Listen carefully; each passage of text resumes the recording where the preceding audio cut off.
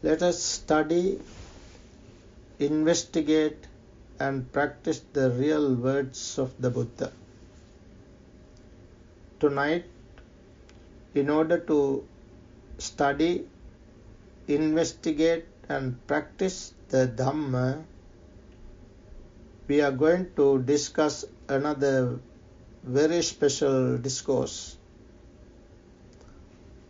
This is the discourse named Advice to Rahula at Ambalattika. This is from the middle-length teachings of the Buddha. The discourse number 61. Tonight, our topic is no falsehood, even as a joke. No falsehood, even as a joke. This is how the Buddha advised his son, Venerable Rahula. By this time, Venerable Rahula was around age 7. After his ordination, he lived in a separate kuti cell. This happened when the Buddha was dwelling at Rajagaha in the bamboo grove, the squirrel's sanctuary. Bamboo grove is a special place. This was the pleasure garden of the king Bimbisara. Once, while he was sleeping under a tree in his garden, pleasure garden, a black snake came to sting him. He was almost stinging. Then a squirrel jumped on the king, onto his body. And then the king awoke and he saw the snake almost stinging. Then he understood that it was this squirrel which saved his life.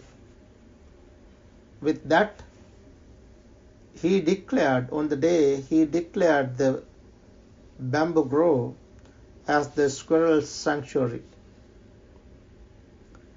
Afterwards, when the Buddha visited Rajagaha, the king Bimbisara offered this pleasure garden to the Buddha and the Mahasangha as the monastery for the Buddha and the Sangha. That is how the place became the Bamboo Grove Monastery. While the Buddha was living in this particular monastery, together with the Sangha, the other monks, Venerable Rahula was there in a separate cell, separate kuti. Venerable once, as Venerable Rahula was living, that place called Ambalattika. Ambalattika means young mango trees. Ambalattika. Then when it was evening, the Blessed One rose from his meditation and went to the Venerable Rahula at Ambalattika. The Venerable Rahula saw the Buddha coming in the distance and made a seat ready and set out water for washing the feet. That was a tradition in India by the time. Even today this is practiced by Sri Lanka, especially Sri Lankan Buddhists. When the monks visit the layperson's place, their houses, they wash the monks' feet. So in the time of the Buddha, this was his tradition. Even the Buddha did the same tradition, same thing. As Venerable Rahula set out some water, like a vessel, like a basin, he put this aside for Buddha to wash his feet. The Buddha went there and washed his feet, and Buddha sat down on the seat made ready for him. The Venerable Rahula himself paid homage to the Buddha and sat down at one side. Now, when the Buddha washed his feet, Buddha gave the simile of the basin of water. While the Buddha was washing his feet, the Buddha left a little water in the water basin, and asked the Venerable Rahula, Buddha said, Rahula, do you see this little water left in the water vessel? He said, yes, Venerable Sir. Buddha then said, even so little, Rahula, is the recluseship of those who are not ashamed to tell a deliberate lie. That is the lesson. Buddha left little water in the basin and said, Rahula, see, little water in it. Just like this, Rahula, is the recluseship of those who are not ashamed to tell a deliberate lie. Telling lies is something to be shamed. That is the meaning. Then the Blessed One threw away the little water that was left and asked the Venerable Rahula, Rahula, do you see that little water that was thrown away? Venerable Rahula said, yes, Venerable Sir. Buddha said, even so, Rahula, those who are not ashamed to tell a deliberate lie have thrown away their recluseship. Then the Blessed One turned the water vessel upside down and asked Venerable Rahula, Rahula, do you see this water vessel turned upside down? Yes, Venerable Sir, Rahula said. Even so, Rahula, those who are not ashamed to tell a deliberate lie have turned their recluseship upside down recluseship. Then the Blessed One turned the water vessel right way up again and asked the Venerable Rahula, Rahula, do you see this hollow, empty water vessel? Hollow, empty water vessel? Yes, Venerable Sir, Rahula said. Even so hollow and empty, Rahula, is the recluseship of those who are not ashamed to tell a deliberate lie.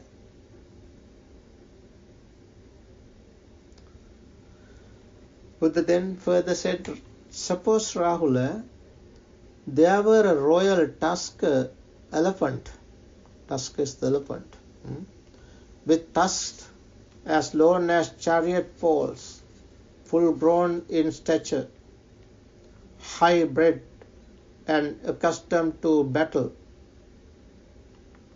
In battle, he would perform his tasks with his forefeet and his hind feet,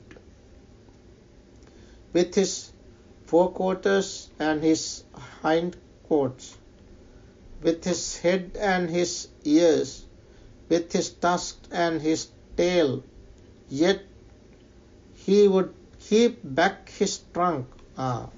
This is a simile. This is a very, very special way that the Buddha taught this little one, Venerable Rahula. Rahula, tusker, when the tusker is in the battlefield, he would perform his task with his forefeet, hind feet, and forequarters and hindquarters, with his head, with his ears, with its tusks and his tail. Yet he would keep back his trunk.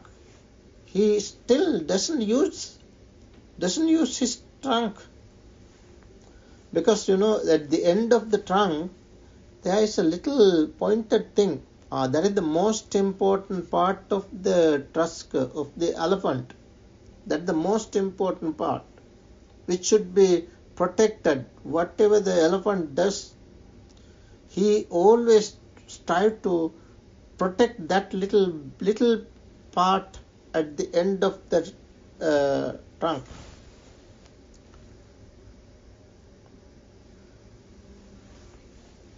Then his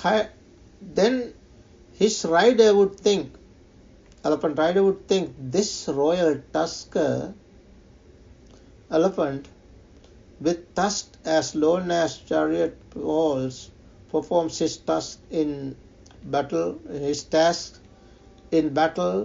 with his forefeet and his hind feet, yet he keeps back his trunk.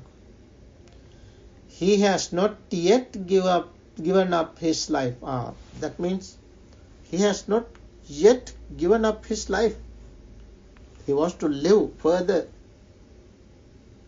But when the royal tusker elephant performs his task in battle with his forefeet and his hind feet, with his forequarters and his hindquarters, with his head and his ears, with his tusks and his tail, and also with his trunk. Now he is fighting with his trunk. Then his rider would think, this royal tusker elephant with tusks as long as chariot falls performs his task in battle with his forefeet and his hind feet and also with his trunk. Now he is fighting even with his trunk. He has given up his life. That's why he is using the trunk, even the trunk. He doesn't care. Whatever is confronted, he is destroying everything. He has given up his life. That is the meaning. Now there is nothing this royal tusker elephant would not do. Nothing left that would not do. He can do anything. So too Rahula, this is the Buddha's simile and Buddha's clear lesson to this little one, Rahula. So too Rahula, when one is not ashamed to tell a deliberate lie, there is no evil. This is the important place. There is no evil, I say, that one would not do. There is no evil that he or she cannot do. Therefore, Rahula, you should train thus. I will not utter a falsehood even as a joke. This is what we have quoted as the topic for this talk. I will not utter a falsehood even as a joke. That was the Buddha's advice. Then further Buddha said, what do you think, Rahula? What is the purpose of a mirror? For a purpose of reflection, Venerable Sir, Rahula said. So too, Rahula, an action with the body should be done after repeated reflection, repeatedly reflecting. Action should be done, bodily action should be done. An action by speech should be done after repeated reflection. An action by mind should be done after repeated reflection. So these are the three modes of actions: bodily actions, verbal actions, and mental actions. We have three modes of actions. All our actions should be done repeatedly, recollecting, reflecting. That is the meaning. Rahula, when you wish to do an action with the body, you should reflect upon that same bodily action thus. Would this action that I wish to do with the body lead to my own affliction? So whenever we are doing something, we have to think of this. This is the meaning. Would this action that I wish to do with the body lead to my own affliction, or to the affliction of others, or to the affliction of both? In such a way, we have to contemplate upon what we are going to do. Is it an unwholesome bodily action with painful consequences, with painful results? When you reflect, when you reflect on in this manner, when you know this action that I wish to do with the body would lead to my own affliction, or to the affliction of others, or to the affliction of both, they said, it is an unwholesome bodily action with painful consequences, with painful results. Then you definitely should not do such an action with the body. This is how the Buddha advised to Rahula. But when you reflect, if you know this action that I wish to do with the body would not lead to my own affliction, or to the affliction of others, or to the affliction of both, it is a wholesome bodily action with pleasant consequences, pleasant results. With pleasant results, then you may do such an action with the body. Also, Rahula, now before we are doing the action, that is how we are contemplate upon the before the action. Then the Buddha said, while you are doing an action, while you are doing an action with the body,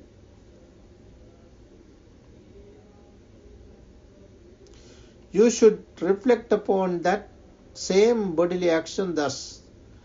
does this action that I am doing while you are doing? While you are doing, you have to understand, does this action that I am doing with the body lead to my own affliction, or to the affliction of others, or to the affliction of both?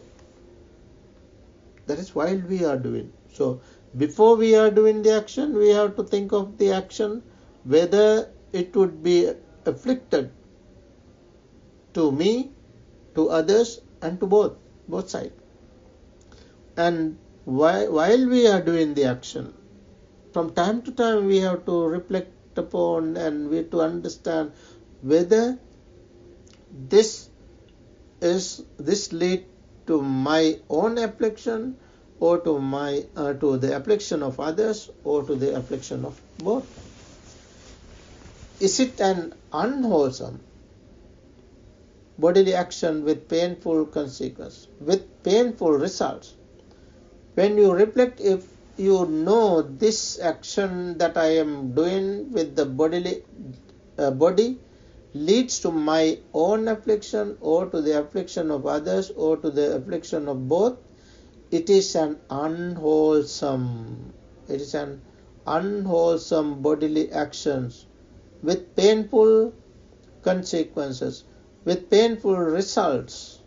Then you should suspend such a bodily action. That is the Buddha's advice while we are doing. But when you reflect, if you know this action that I am doing with the body does not lead to my own affliction, or to the affliction of others, or to the affliction of both, it is a wholesome bodily action with pleasant consequences, with pleasant results. Buddha's advice is, then you may continue in such a bodily action.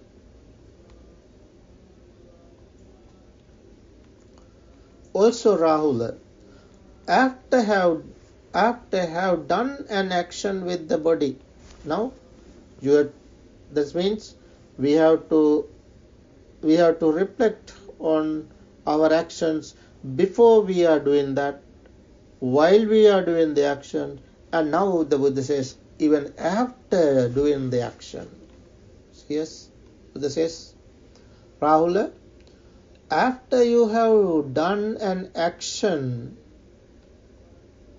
with the body, you should reflect upon that same bodily action thus. Does this action that I have done with the body lead to my own affliction, or to the affliction of others, or to the affliction of both? Was it an unwholesome bodily action with painful consequences, with painful results? When you reflect, if you know this action that I have done with the body leads to my own affliction, or to the affliction of others, or to the affliction of both, it was an unwholesome bodily action with painful consequences, with painful results, then you should confess. If it is something unwholesome, when you reflect on your actions, if it is something unwholesome, something painful, you should confess such a bodily action, revealed it, confessed and revealed it, and lay it open to the teacher or to your wise companions in the holy life. That is how the monastics do. Monastics follow this. Having confessed it, revealed it, and laid it open, you should undertake restraint for the future. But when you reflect, if you know this action that I have done with the body does not lead to my own affliction, or to the affliction of others, or to the affliction of both, it was a wholesome bodily action with pleasant consequences, pleasant results, you can abide happy and glad, training day and night in wholesome states. And not only bodily actions. Now, you see, bodily actions, whatever our bodily actions, this is not only to Rahula. On the day the Buddha gave this advice to Rahula, but not only to Rahula. This is exactly what we, as the followers of the Buddha, what we should do. Our actions, whatever the actions, our bodily actions, verbal actions and mental actions. Before we are going to do the actions, while we are doing the action, and after done, we have to repeatedly recollect, repeatedly contemplate, reflect upon and understand our actions, whether they are wholesome or unwholesome. Such unwholesome action should not be done by the wise persons, by the followers of the Buddha. Now the Buddha says, Rahula, not only bodily actions, Rahula, when you wish to do an action by speech the same, and before doing that, while you are doing an action by speech, and after you have done an action by speech, you have to understand whether it's wholesome or unwholesome. Also, Rahula, while you are doing an action by mind, bodily, verbally and mentally, by mind, when you do the actions, while you are doing the action by mind, and after having done an action by mind, you have to reflect on this. Then the Buddha said, Rahula, whatever recluses and Brahmins in the past purified their bodily action, their verbal action and their mental actions, all did so by repeatedly reflecting thus. Whatever recluses and Brahmins in the future will purify their bodily action, their verbal action and their mental actions, all will do so by repeatedly reflecting thus. This is the way. This is the way for the monastic, for the wise people, for the cultured people, for the civilized people. As the followers of the Buddha, we have to understand, we have to abide by these words of the Buddha. Whatever recluses and Brahmins in the present, now in the past, in the future, and the present, Buddha says, whatever recluses or Brahmins in the present are purifying their bodily action, their verbal action, and their mental action, all are doing so by repeatedly reflecting thus. Therefore, Rahula, this is the Buddha's final advice. Therefore, Rahula, you should train thus. We will purify our bodily action, our verbal action, and our mental action by repeatedly reflecting upon them. That is what the Blessed One said. The Venerable Rahula was satisfied and delighted in the Blessed One's words. Friends, that is the end of this discourse. It's a wonderful advice to Rahula as well as to all of us. Let's all understand this wonderful advice, and let's practice this. This Dhamma is to study, investigate, and practice. If we practice in this manner, we practice the real words of the Buddha. This session, this meditation session and the Dhamma discussion session is for that purpose, to study, investigate, and practice the real words of the Buddha. Let's all understand these wonderful teachings of the Buddha and put this into practice in our daily life so that we can live happily, peacefully, light-heartedly, and one day we can then close our eyes peacefully. Let's all practice this Dhamma, wonderful Dhamma. By practicing this, we should be able to realize this real peace, real happiness that the Buddha revealed. That is an unparalleled teaching. Let's all study this Dhamma and practice so that we can realize real peace, real happiness of Nibbana. May we all attain that supreme bliss of Nibbana. So